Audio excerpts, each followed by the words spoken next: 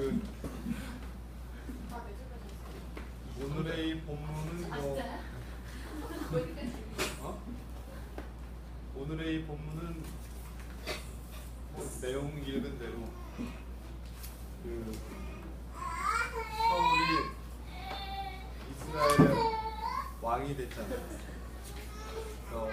왕이 되고 얼마 후에, 얼마 후라는 건 뭐 정확하게 잘 모르겠는데 그래도 몇 년에서 뭐 한 10년 정도 흐르지 않았겠어요. 그리고 나서 이제 그 하나님으로부터 부름을 받게 되는 그런 장면인데, 근데 이 마지막 그 사무엘의 그 선포 속에 왜 사울은 하나님한테 부름을 받았고 왜 사울은 하나님으로부터 버림을 받게 되는 이유가 여기에 이제 그러니까 사무엘의 얘기에 의하면 네가 작을 때, 네가 네 스스로를 작다고 평가할 때 하나님이 너를 높이셨다. 이건 사실은 굉장히 중요한 구절이에요. 그러니까 뭐가 중요하냐면 보통 그 한 사회에 여러 가지 논쟁들이 벌어지거나 갈등이나 이견이 벌어지면 공평한 관점을 갖는 거, 그걸 되게 중시하는 그런 경향이 있어요. 그러나 그 공평한 관점이 때로는 전체의 논의를 희석시키는 논의가 될 때가 있어. 그러니까 너는 편협한 거야 그랬을 때 그 편협이라고 하는 것이 나쁜 거냐? 그러니까 선과 악 중에 우리는 공평해야 될까? 편협해야 될까? 그러니까 편협해야지. 선해야 되잖아. 악한 걸 멀리해야 돼. 그러니까 둘이 있으니까 둘 중에 하나 사이에서 중간에 어중간하게 자리 잡는 건 공평. 그러한 양적인 공평은 결코 우리가 그 신앙의 생활의 태도나 아니면 도덕적이거나 윤리적인 태도로 가져야 할 태도가 아니에요. 그러니까 악한 것 앞에서 우리는 철저히 편협한 삶을 살아가야 그 사이에 중간에 없어. 그러니까 어떤 사회적인 갈등의 이슈가 나올 때 성서는 편협해. 어떤 면에서 편협하냐면 양쪽의 균형을 잡아서 공정하게 사태를 파악하고 합리적으로 이해하라고 선포하지 않고, 성서에 있는 이야기는 언제나 단순해.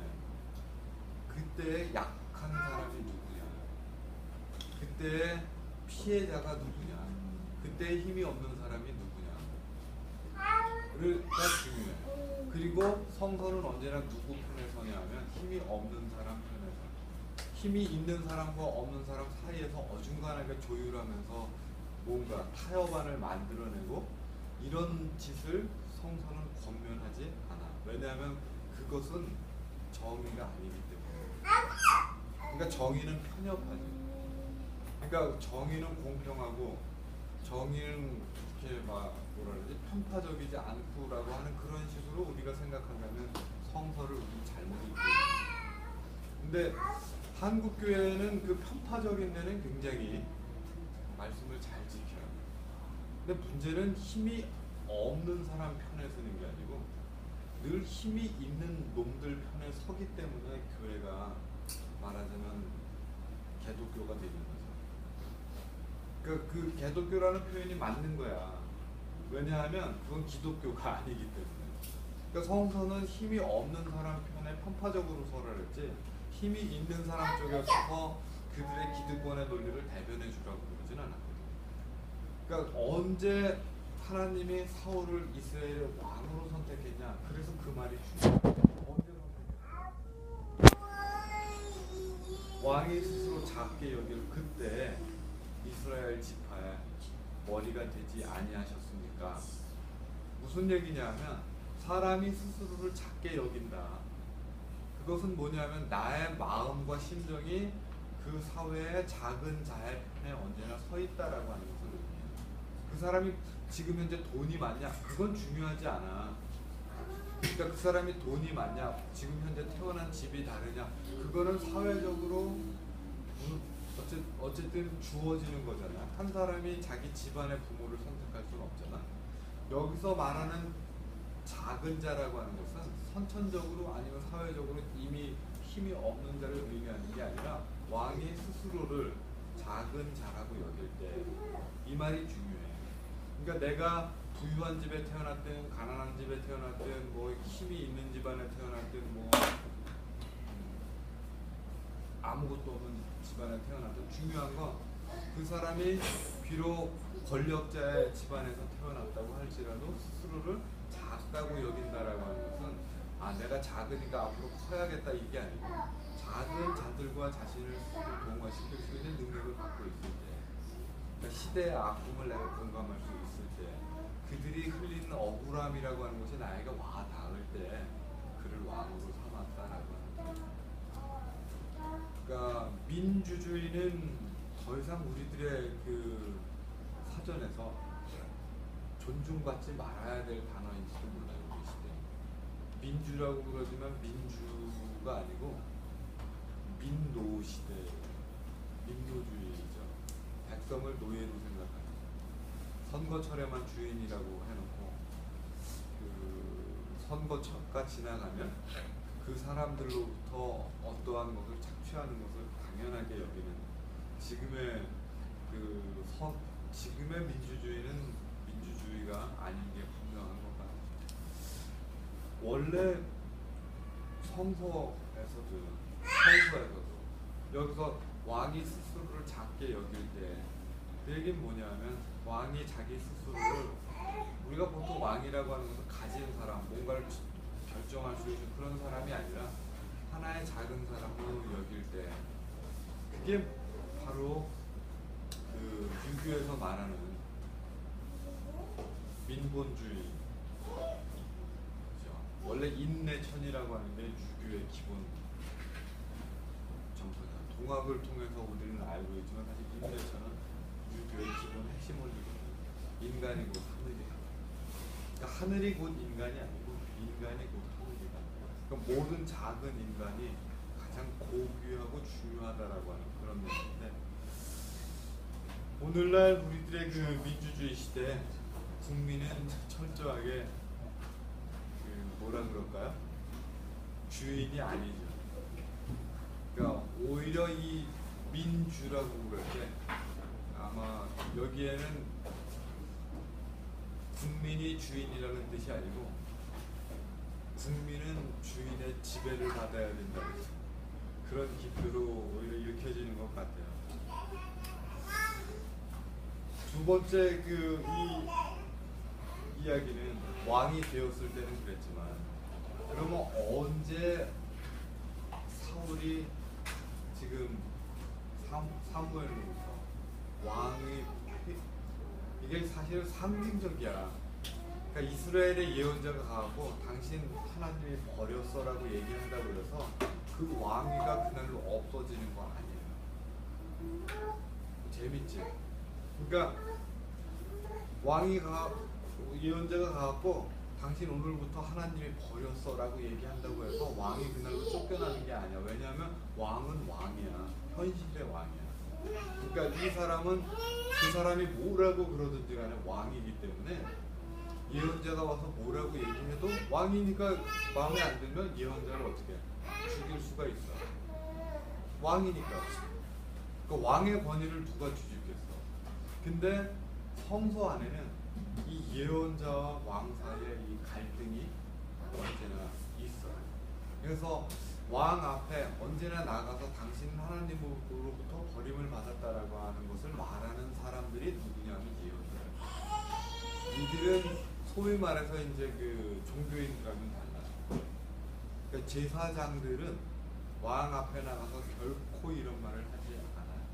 왜냐하면 그들은 국가기관에 말하자면 그 직책을 받는 사람들. 얼마 전에 그 감리교 신학대학교 저기에서 예언자라는 말이 사라졌어. 거기에 뭐 목회자 뭐 어쩌고 저쩌고 막 써있는 나머지 것들은 내가 그게 별로 중요한 말은 아닌 것 같은데 물론 딴 사람에게 중요하겠죠. 근데 우리 감리교신앙대학교가 광야에 소리치는 예언자라고 하는 게 학교 그 표어에 빠졌어. 예언자가. 뭐 교회 안 다니는 사람이거나 신학생이 아닌 사람이 그게 뭐 중요하냐라고 얘기하는데 사실은 이 예언자가 종교인이 아니기 때문에 예언자는 목사가 아니야. 평신도도 있고 교육 못 받은 사람도 있고. 근데 그들이 왕 앞에 나가서 당신 하나님의 말씀을 버렸기 때문에 하나님이 당신을 버렸습니다라고 얘기하는 사람은 제사장이 아니고 예언자야. 둘은 같지 않아. 제사장은 말하자면 국가기관의 제사를 담당하잖아. 그러니까 종묘와 옛날 우리 조선시대 표현 종묘와 사직을 담당하잖아. 이들은 결코 예언하지 않아요. 그러니까 예언이라고 하는 것은 앞날을 예언하는 게 아니고 앞날을 예언하는 건 맞지. 근데 그 앞날이 우리가 생각하는 그 앞날이 아니라는 거야. 그러니까 여기에 아까 우리 읽었던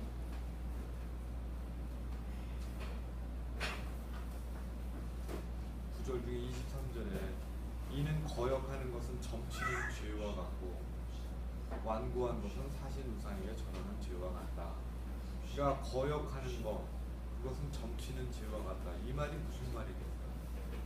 그러니까 점치는 거 그러니까 자신의 개인의 운명을 알아보기 위해서 점을 치는 게 왜 하나님을 거역하는 것과 똑같냐 라고 하는 거.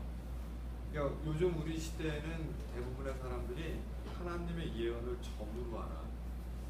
가을에 결혼해야 될까요? 뭐 이런 식의.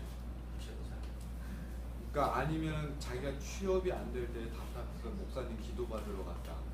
그건 당신들 무당을 믿는 거지. 그거는 아니야. 그러니까 그게 하나님에게 의지하는 게 나쁜 게 아니라 그것을 통해서 자신 개인의 운명을 점을 치는 그것을 예언으로 삼는 게 하나님의 말씀에 어긋난다는 거야. 그러니까 예언은 뭐냐면 하나님이 맡기신 말씀을 하는 거야.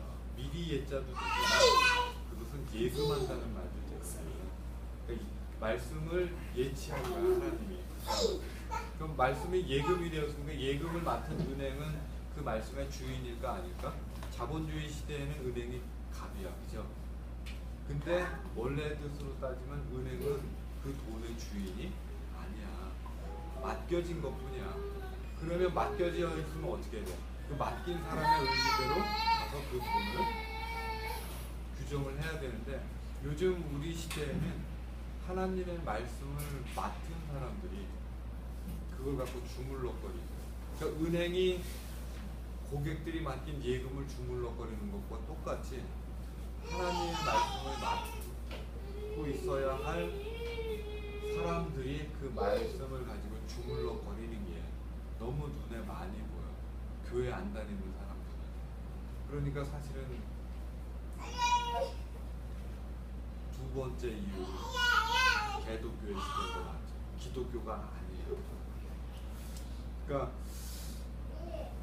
왜 사울이 하나님으로부터 버림을 받았냐. 여기에 보면은 이렇게 써 있어.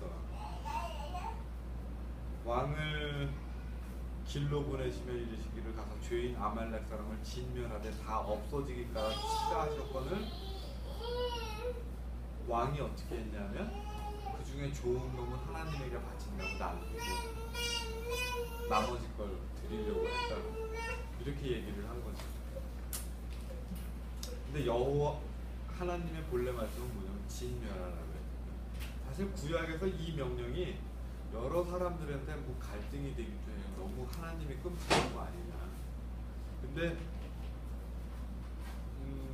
이 말씀을 읽을 때 뭐 여러 가지 해석 방법이 있겠지만 뭐 교회 안 다니는 사람이 문자적으로 읽어갖고 이 말씀을 끔찍하다고 얘기하는 건 그걸 갖다 문자적으로 읽는 거는 창세기 1장에 있는 창조 이야기를 문자적으로 읽자라고 하는 제안하고 똑같아. 그러니까 1장을 문자적으로 읽지 않는다면 이 얘기도 문자적으로 읽지 않는 게 정당하죠.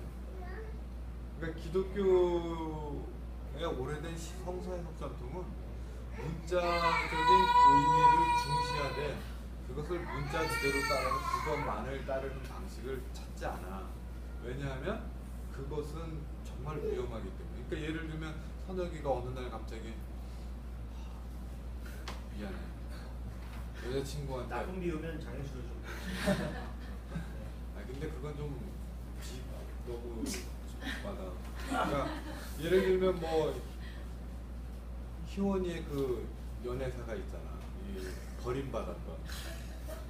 그러니까 그랬을 때 뭐라고 그래. 그러니까 전화기에 대고 아 죽고 싶다고 뭐 이렇게 얘기하잖아. 근데 죽고 싶다고 해서 그래 얘는 정말 죽기를 원하는구나. 그래서 가갖고 내 친구를 위해서 내가 쟤를 죽여줘야겠다. 이렇게 하는 사람은 말하자면 미친 사람이죠. 그러니까 말을 문자 그대로 듣는다라고 하는 거는 제정신이 아니라는 얘기야. 그렇다면 성서에 있는 말씀도 맞아. 그렇지? 그러니까 그 사람의 문자가 중요한 게 아니라 그 문자적인 의미를 통해서 무엇을 지시하는지를 보는 게 훨씬 더 중요하다는 얘기지. 근데 그거는 도외시해놓고 성서에 이렇게 쓰여져 있어요 라고 그러면서 들이밀 때 대부분 아전인수죠. 그러니까 하나님의 말씀을 철저히 지켜야 된다고 그러는데 정작 그런 사람이 손 잘라버린 사람 본 적 없고 눈 뽑아버린 사람 본 적 없고 발 잘라버린 사람 본 적 없고 그렇잖아. 그러니까 무슨 얘기냐면 범죄할 때 손을 잘라버리라고 발을 잘라버리라고 눈을 뽑으라고 예수님 말씀에 그렇게 돼 있잖아. 안 지켜. 왜냐하면 그렇게 지키는 것이 말씀의 의미가 아니라고 자기가 생각하는 거거든. 맞아. 그럼 딴 것도 그런 거잖아. 그리고 모두를 다 없애버리라는 건 무슨 얘기냐면 여기서 사울의 머릿속에 뭐가 들었을까? 국가의 왕으로서 거기서 그 한 부족을 점령하고 그 곳에서 모든 걸 다 없애버리는 건 사실 효율성의 면에서 보면 굉장히 큰 손해예요.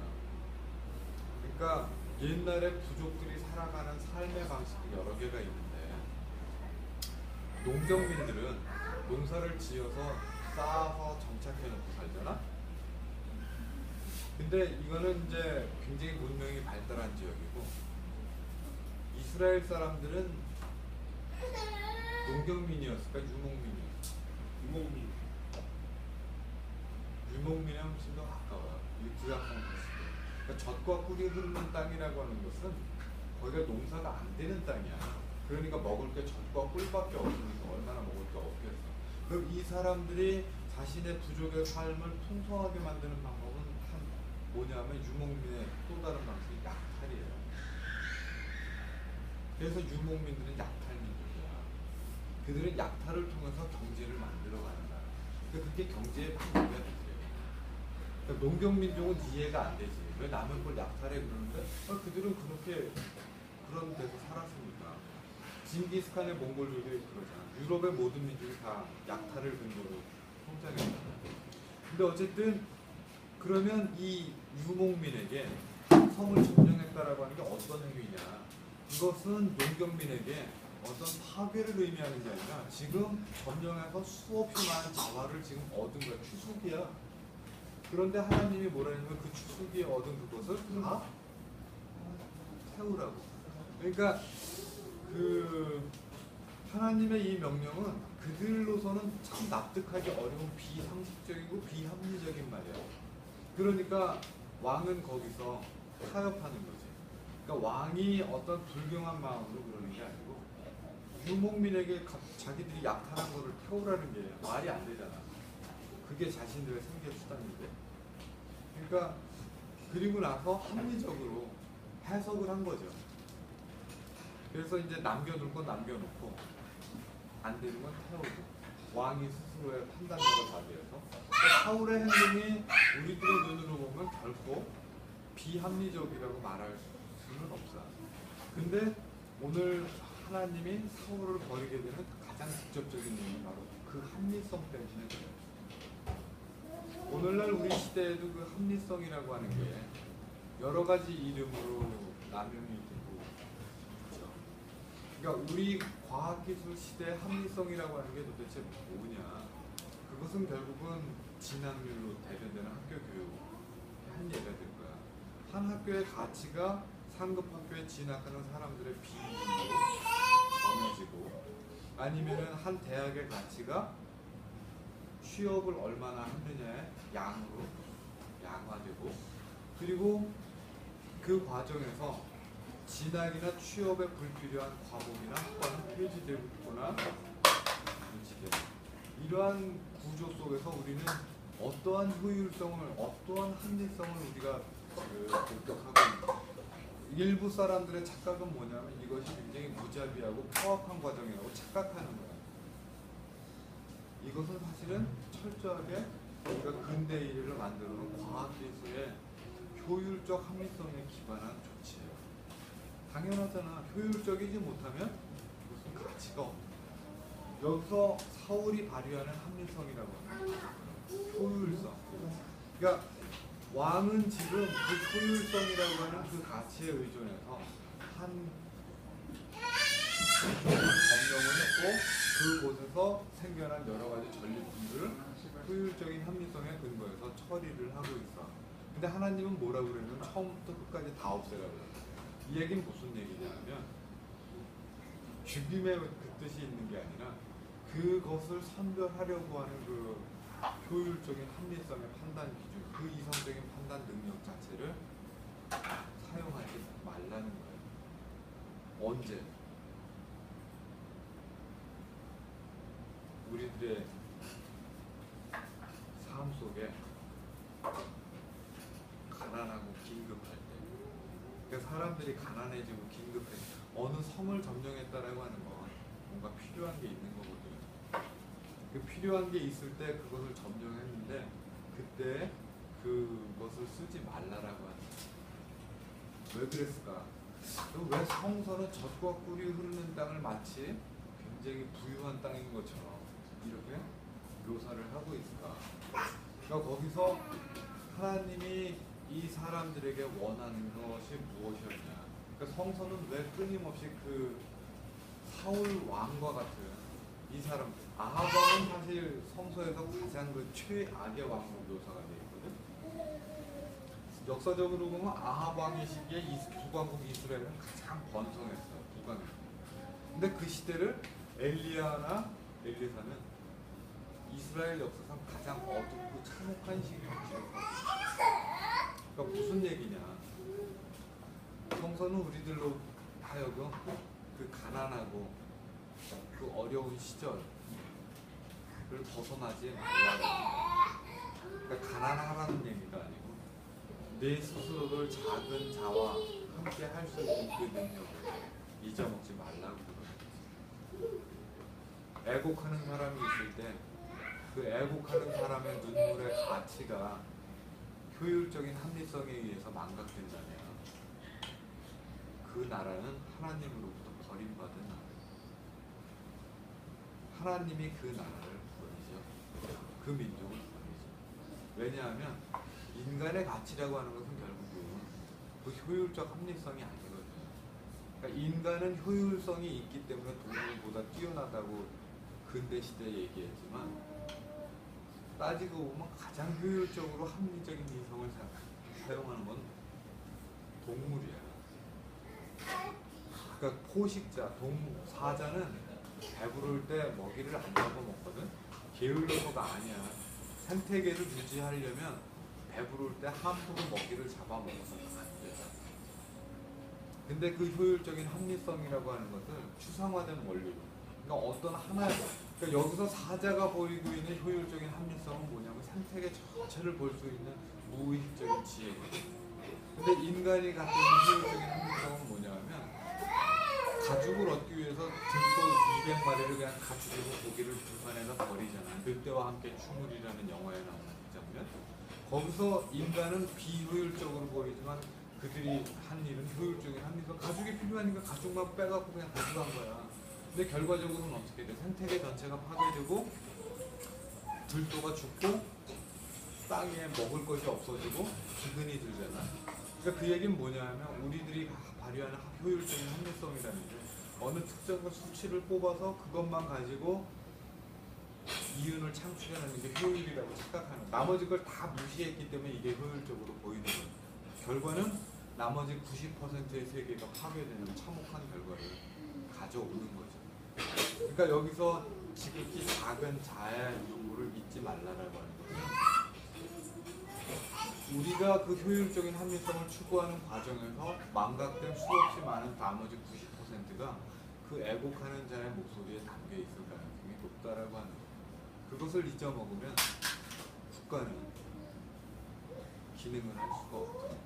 그러니까 성서는 하나님 앞에 똑바로 서라는 이 이야기를 하나님만 믿고 다른 종교인들은 다 진멸하라 이렇게 말하는 게 아니고, 오히려 하나님의 말씀은 언제나 애곡하는 자에게 함께 있어요.